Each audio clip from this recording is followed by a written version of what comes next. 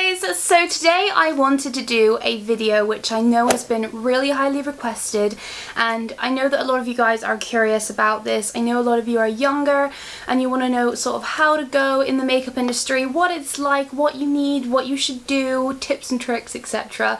Because it is a difficult industry in some suches. It is extremely competitive, it's extremely intimidating, and it's some things that you perhaps don't see. And YouTube, you just seem to think, wow, everyone's good at makeup and they can do this and do that, but there is a lot of talented people out there.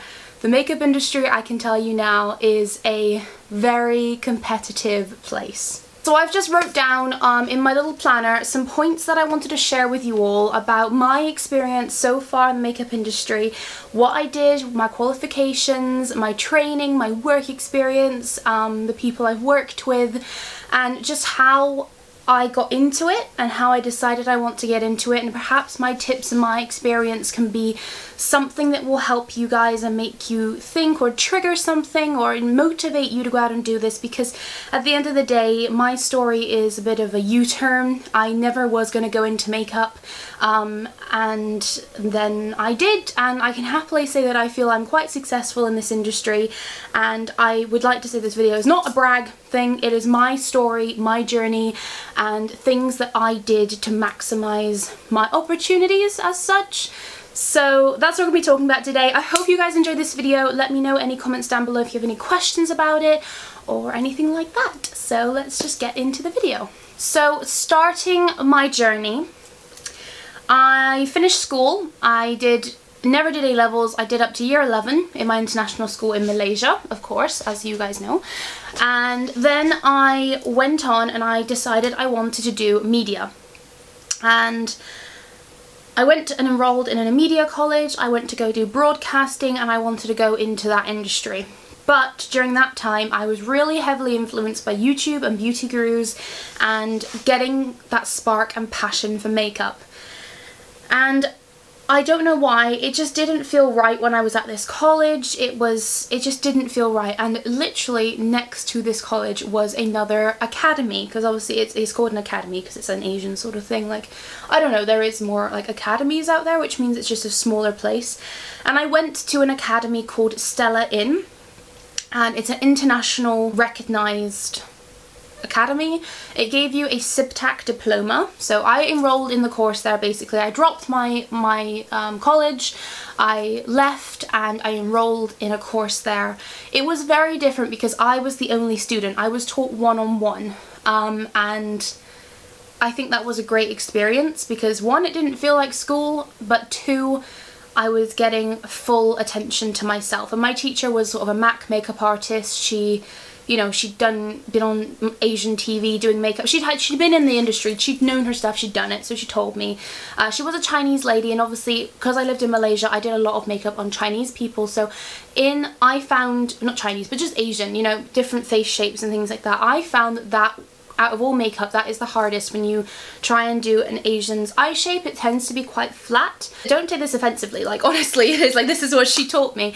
And it is a little bit more difficult because obviously the eyelids are so a bit more what's it called, a bit more like fully visible. I don't know how to say it, but you just have to do the makeup differently. So anyway, I learnt on lots of Asian faces, so that gave me a heads up because that tends to be the harder sort of side of it. Of course I had myself, I had my family to practice on, I got in some models, etc. and I did my course. So my course was bridal, fashion and photographic makeup. I studied it for a year. I came out with a CIBTAC diploma in it. I also did henna on the side. I'm not a massive henna fan. It was part of my course. I had to do an extension to pass my diploma. So I did henna, and I have a CIBTAC diploma in henna as well, and I also have a Stella Inn accreditation of it too. So that was what I did in Malaysia. During this time I was extremely lucky because I had a friend out in Malaysia called Shane, and if you guys have watched my last Malaysia vlogs, I think it's part 2, I actually show you Shane and like his studio and stuff, and he at the time was younger and he was setting up his own business. So Shane was setting up a company called Runway Incorporated, and it was a obviously Malaysian based modelling agency. And because he was starting up, he was trying to recruit people who were also trying to start up. So he, you know, I knew he was doing, in fact it was through my friend Rain. She went to go and apply to be their model or something, and then I basically had mutual friends with this person, and I added him on Facebook, and I messaged him and said, look, I'm a studying makeup artist, do you need anybody to do the makeup for you? I have a full kit. All I ask in return is that I can take pictures of the models, I can have permission to use the professional pictures, and just build my portfolio from there. And he came back to me straight away and he was like, yes, that's amazing, I would love that. And since then, me and Shane have been like brother and sister. We have been best friends, and I did so much makeup with him. We went out to all these super cool locations, we went to hotels, we stayed at hotels, and I just did loads of makeup for these beautiful professional shots, which I have, and I would love to show you guys, but I don't know how obviously the people who were in the photographs would feel being on my YouTube channel, because a lot of them were my friends, because we were all a really close, tight-knit sort of community. No one was really getting paid at this point, we were all in it for each other. But it turns out that when the company started developing, he managed to sell half of it to my friend, who, her mother used to be a very, very famous Asian model. So she had a lot of connections in the industry. Her father was a little bit more of a Malaysian celebrity. So with that influence and the fashion influence, they started doing shoots and supplying models for companies like Jimmy Choo, because Jimmy Choo's actually a Malaysian guy. I've met him before through these people, which was super cool, because he's my friend's godfather.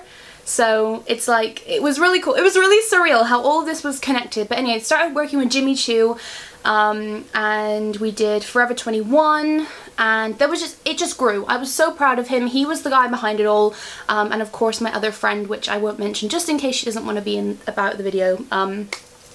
But they grew the business together, and it worked out really well. So I was studying during the time, I was getting all these pictures, I was building my portfolio, I was making something.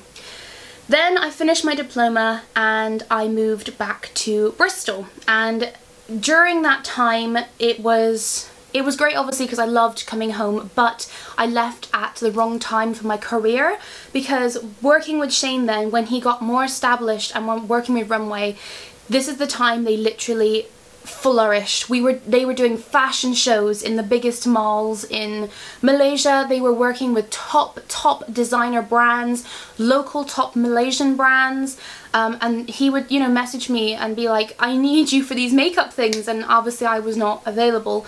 And I could have got so much work done. They did magazine shoots and everything as well, which I would have, you know, your name gets put in the magazine if you do the makeup. In this case it was My World magazine. So I missed out on a bunch of opportunities, but I did come home. When I came home, I enrolled on a City of Bristol college course, which was Media Makeup Level 2. Now I know a lot of you guys, if you're in the UK, this tends to be a default sort of course that a lot of people like to go on. I was under 18 at the time, so I didn't actually pay for my course. I was under 18, so it gets paid for me. So that was a bonus, and I thought, you know what, I've already got a qualification, why do I not just do another one at the moment? I don't need to be working, I can do it, it's free, and I'm gonna take advantage of it. So I enrolled in this course. If I'm completely honest, guys, I would not recommend you guys to do it. It is, at least the experience I had, it was a huge waste of time.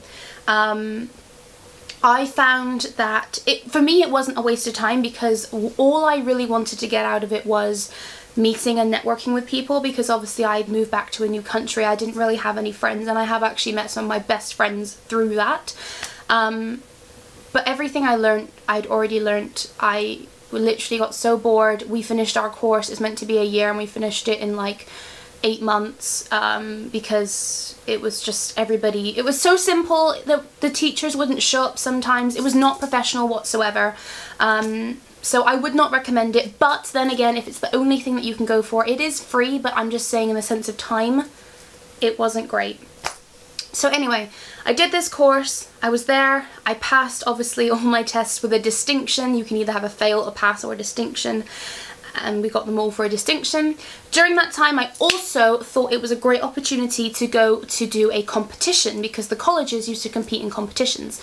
So I went ahead and joined the AHT competition, Association of Hairdressers and Therapists, I believe that's what it is, and they were having a competition of, I think it was the 80s makeup, and it was just obviously do your makeup and get judged on it, and then you can win. And I actually ended up going to Blackpool and going to the like ballroom, and that's where they had this massive competition.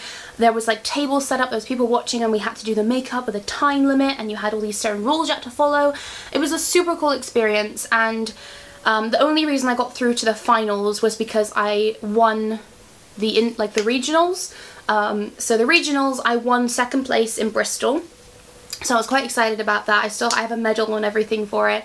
But then because I won that, it let me to go on to the finals in Blackpool. So when I went to Blackpool, I did my makeup. It was extremely competitive and I did not get placed. I was not first, second or third. I did fail. I did fail. However, I have to say, do you know what? I have to say, I don't think I should have failed. I literally was listening to the results. The minute they didn't call out my name, I was shocked. I was so sure of myself, and I did see some of the other makeups there, and yeah, sure, they were great, but I know that mine was flawless. It was simple because our theme was 80s, and all that is really is a bold red lip and, you know, a bit of liner and lashes and stuff, but we had to do the full outfit as well, and I've got this polka dot dress and everything. Anyway, beside the point. It was still great experience. I got so many great pictures. Again, my portfolio, great for that. So then once I had finished my college course, I had a job lined up through a friend. It was working for Origins. If you guys know Origins, it's owned by Estee Lauder. It is a, obviously, skincare company. It has a little bit of makeup, but it was a skincare. This was going to be a 2-day-a-week job. And I got it through my auntie and her friend, and I went for the interview. It was still very professional, but I got offered the job. So I went and did this job, and I did not enjoy it whatsoever. I was only there 2 days, but I used to hate it. Skincare is not my thing. I really didn't like it. So I was there for my 2 months. No, sorry, 3 months. I was there for 3 months. Which is your probation period. If you ever join any counters, by the way, you always have a 3 or 6 month probation period. During this time, I went training. They sent me to like a nice hotel, and we had a meeting and everything. And I just, you know what? That job, I ended up, at the end, basically, at the end of your probation period, you get a review. And I had the review, and it was one of the toughest times because I basically got told that I was being let go. So ultimately I got fired as such. I didn't get fired, I just got like let go. I was leaving. Honestly, I think that this was a very biased decision. I think they had no grounds to actually let me go. There was a few things. They had found out about my YouTube, which back at the time then I only had like just over 10,000 subscribers. So it wasn't a big deal as such to them as a massive company, but they basically used that as an excuse and said this is a conflict of interest, to either stop doing videos or I'm afraid you can't work for us. And of course that wasn't an option, so I was like, no, I am not going to stop doing videos. I'm sorry, I promise I will never talk bad about your products. I'm not promising I'll talk good about them, but I just won't talk about them at all. I always said I would protect the brand, but at this point when it came to it, I didn't really care. I was upset, of course, because I felt like I'd failed, but my area manager said to me at the time, she was like, I just can't see the passion in you, and I can tell you don't enjoy this job, and that you're more makeup suited. And I agreed with her, and I said, you know what, yeah, but at this time, remember, I was 17, so it was still a big deal. And I was upset. My parents were really disappointed that I got let go from such a, you know, from a job that was paying me okay. And I just had a job, which was the most important thing. But anyway, got let go. That was a tough time because there was a lot of stress on my family, a lot of stress on me. They were saying you need to get a job, and I was searching and searching and searching, and it was difficult. Getting your foot back in the industry, especially after you've been let go from a company like that, which is under Estee Lauder brand, so it's a big name, it makes it tough. It's tough in the beginning, that makes it even more tough. So from then on, I couldn't apply to any Estee Lauder companies because the minute obviously they looked at my references, they would have said, why did you leave Origins? And it would have been because I didn't pass my probation period. That immediately to them would be switched off, and it's bad. Just can I say also, Estee Lauder companies, they are very difficult to apply for. Just if you're doing it on the online procedure, which is what they always ask you to do, it is so ridiculous. And you can only apply for one job every 6 months, which I think is pathetic also. Anyway, going on. I was really struggling. Counter jobs, I was looking for counter jobs. Counter jobs don't come up that often on the computer. It is a lot through word of mouth and recommendations and knowing people and networking. So at the time, I thought, you know what? I was in a complete rut. I was like, I don't know anyone. I've been fired from a counter. I don't know what to do. I just didn't know what to do. Came to that point, I was shopping, I think it was in Debenhams, and I was speaking to this girl, one of the consultants, and she said that she was an agency. And I said, what's an agency? I had no idea what this was. And she was basically explaining to me, it's this company that you can go underneath and be a part of and be basically temporary staff for different counters. And she says it's super easy to get in, you just apply, have a little interview, they usually take on most people, so if you've got a makeup diploma they will definitely take you.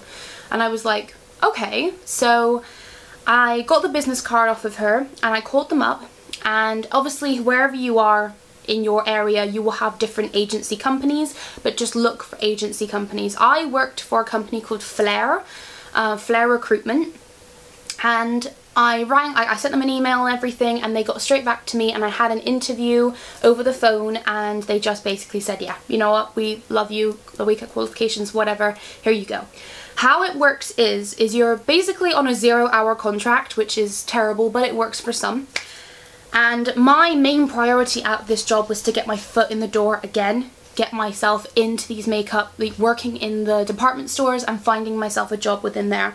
So I ended up getting placed on counters like Urban Decay, Philosophy, Givenchy, Guerlain, Origins, Kiehl's. I worked on all of those counters. So a mix of skincare, makeup and fragrance. And what this let me do was obviously meet people and network, and it worked out really well, because what happened was I ended up going back into the store where I used to work at Origins, and I was on Origins again, and I was on Kiehl's as well. But then I got placed at Guerlain. Now Guerlain, the lady who was on there is somebody I knew from when I used to work at Origins, and we didn't know each other very well, but she knew me. She was a very friendly lady and she knew me, and basically, long story short, without mentioning names or trying to disclose places or anything, she basically kept requesting to book me because they were already one person short. They had a job vacancy going that no one was going for, and it was a 3-day-a-week job, and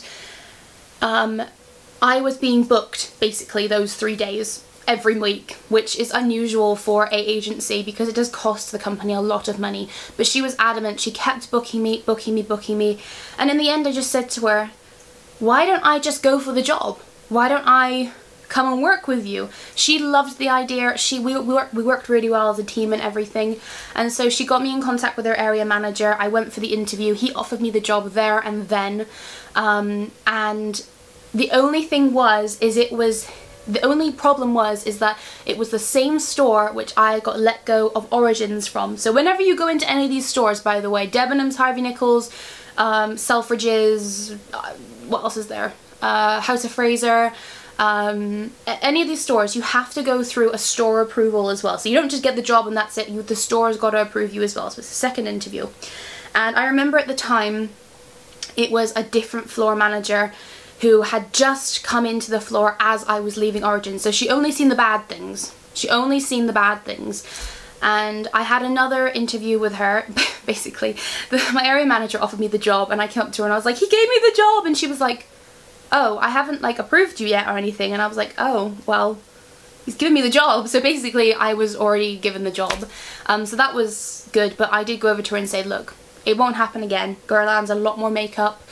orientated. I have that passion, I have that drive for that counter, and I basically proved them wrong. I've been working for Guerlain over a year now, a year and like 2 or 3 months it will be, and I've loved it. It has been amazing. It has been such a cool experience. They are an amazing brand, so underrated. So I basically got my foot back in the door again. I have been there now for a year and, like I said, a few months, and now I am moving on again because I have networked again. And this job is just different from the other ones I've had in the past. It is going to be a lot more professional, much more. This company is also only makeup, which is very exciting, and it's all professional makeup. And before you guys start shouting in the comments, it's not MAC, can I just say. I would never work for MAC. And I don't mean that in a negative way. You know, never say never, I might do, but MAC is, do you know what? When I was younger, I used to think, oh my god, I'd love to work for MAC. MAC this, I would love to be a MAC makeup artist. For some reason, it's such a statement. But do you know what? Do you want to know the reality of working at MAC, guys? Do you really want to know it? You get paid minimum wage. You get no commission. And you work shitty hours as well. That, obviously, if you work at MAC, I'm so sorry if you think that's wrong. It might be a different situation from you, but my friends who have worked at MAC have told me this, that they pay you not great whatsoever. You know, they expect you there when they say you're there. A lot of holidays can't be taken because they are just far too busy. You also cannot make any commission on your sales because they make too much money for you to even have 1% on your sales. So, you know, don't think it's all parties and balloons, because it's not. Working at MAC is just a symbol. It's just a, I don't even know, it's just a dream. I don't know. It's not something that it should be very celebrated and special and everything, because it isn't. It's nothing special. So this company I'm working for is why I'm very excited, because they take just as much money as these guys, but they are professional as well. They are cruelty free, which is another massive factor. And they're just great. You know, I'm so excited. Anyway, that was what I did. That was my story to get to where I am today. I am constantly doing, obviously, other projects, and I do my YouTube, which does give me an upper hand in the fact that people like to listen to me, people follow me on these social medias, etc., because they either like who I am, or they like my makeup, they like my style, which does say a lot about someone. I also obviously try and extend my knowledge by going to IMATs as often as I can, if I try and go each year. That's always great to go watch the keynotes and obviously get yourself some nice bits of makeup. You just have to be working in the industry 110% confident. If you're unsure on yourself, if you're unsure on your skills, don't bother, because they want somebody who's outgoing and everything. And something as well with counter jobs I need to tell you guys is, no matter how good a makeup artist you are, no matter how big your portfolio is, the main thing most counters want to see is that you can sell. They're not really interested in your skills. If you can apply a bit of foundation, that's all they care about. They don't care how well you can do it. They just want to know you can sell. Which is why I was very excited about going for this company, because when I went for my interview, they wanted to see every piece of my qualification certificates. They wanted to see my entire portfolio. They cared about the artistry and less so as sales.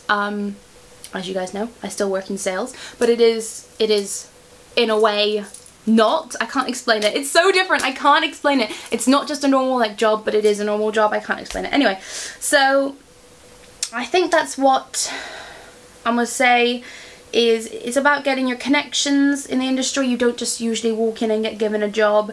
Also, talking about freelance, a lot of you guys ask me if I do freelance. I don't really, to be honest. I have a little Facebook page for it. I don't really do jobs. I don't know what it is. I don't put any effort into wanting to do jobs because I'm usually quite busy outside of work, and then I'm busy in work, so I just don't. And obviously YouTube is my little extra time that makes me my extra little bit of money and my hobby, so my time goes to this, spending with friends and family and working. But freelance is not as easy as it looks, can I say? So many people seem to think, yeah, I'll leave and just do freelance and work for myself. It's not that easy at all. There is so many freelance makeup artists, and so many that are so much more established, So do not make that a plan. Freelance is always something you should do on the side until you're extremely sure that you can pay your bills, you can have your monthly income be exactly what you like with this, because honestly, it's a really hit or miss industry, and it is very, very tough, and there's not always going to be jobs. So it's not all, again, it's something that's made out to be very brilliant and like, yeah, and we can do this and I can make loads of money from it, but it's not as easy as it looks. It's hard to get jobs. So the last thing I want to cover as well really quick, and then we'll be done, is about working in makeup artistry in the TV and film industry. Now, that was one of my first plans when I said I wanted to do makeup. I thought, oh, how cool would that be to work on TV sets and movies and then maybe the news and stuff like that. This is something that you guys also really need to know if you're thinking about going into that. I'm not saying this is what happens, but this is what pretty much happens. If you want to work on big name movies and work for big name production companies, you usually have to go to university for makeup. You'd have to go to like the London College of Fashion and do a full-on makeup course. You'll also need to do the extended level 3, which is all the prosthetics and the body painting and the wounds and burn marks and blood. You'd have to go and study all of that. I did look into going to the London College of Fashion, London University of Fashion, and I mean, I could have gone. It was just very expensive, very, very expensive. It was like 70 grand, I think, all in all, to go and do this couple of courses. First of all, I did not want to do prosthetics. I am not a prosthetics person. And I know a lot of guys who do makeup, a lot of you guys won't be a prosthetics person either. So it was expensive. It was in London. I live in Bristol. It wasn't ticking a lot of boxes for me. But the truth is that if you go to somewhere like that, another reason it is so expensive is because pretty much when you come out of it, you're guaranteed a job in the TV and film industry, because they are the people, the production companies work with this university to basically train up the people, and when they come out, offer them job opportunities and apprenticeships. The thing is though, is even if you did get that far and get a job in TV or film, it's never permanent. This is the biggest catch I think people don't understand, is if you work for a production company, who's to say they're always going to be producing? They might do a film, and yes, do you know what? Some films take years to make. But in this case, TV shows and stuff like that, they may take only a few months to film, and then that's it. Your contracts will be months. Some of them may be, you know what, you've got a really good opportunity if you've got like a 2-year contract. That's amazing, but it's usually unlikely. It's usually like 6-month contracts, then you're out again. It's a constant battle to find new contracts. The only permanent jobs I know of in the industry is working for news stations. Again, they're never ever ever ever ever advertised, but they are possible to get into. But I used to have my teacher used to work for BBC, I think it was, and she said it was the most boring job ever, because you just do the same makeup every day. You come in, the presenter sits down, makeup for the woman, touch up for the man, nothing special, neutralise, bit of lips, that's it. She said it was very, very boring, so it's so difficult. Alright, I'm going to leave it there because I could go and talk on about this forever. I know this has been a very long and fast-paced video. If you guys are still here, then you're obviously very passionate about getting your foot in the door and getting into this industry, because I do have a lot of tips to share. Obviously, I can only surround it around what I have experienced and what I know and people I know, what have they told me. So honestly, if you have any tips for anybody, leave it down below. You may be more experienced than I am in the industry. You never know, you might have friends who've done this, that and the other. And I want to know, because this video is for you guys and for you aspiring makeup artists and you guys who've got that drive and passion to become in the industry someone. You can totally do it. There's no one saying you can't. It's just very competitive. But that's what I have to share with you guys. So thank you very much for this. Any questions, leave down below. And that is about it, really. I hope you have enjoyed this video. Give it a thumbs up if you have. Remember to follow me on my social medias to see me about starting my new job. I'm so excited. And I will see you all in my next video. Remember to stay beautiful. Ciao.